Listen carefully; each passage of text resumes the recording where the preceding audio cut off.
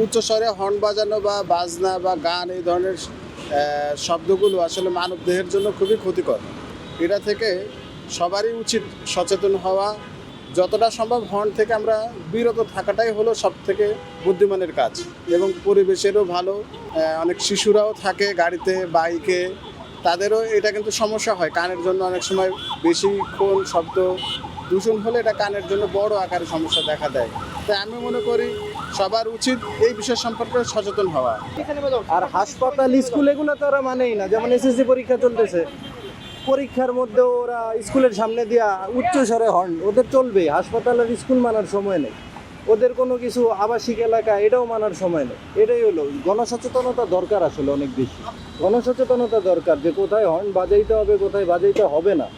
এই হর্ন বাজানোর যে একটা ইমার্জেন্সি, এটা তো মানুষকে জানতে হবে, আগে শিখতে হবে। এটা না শিখলে তো হচ্ছে না।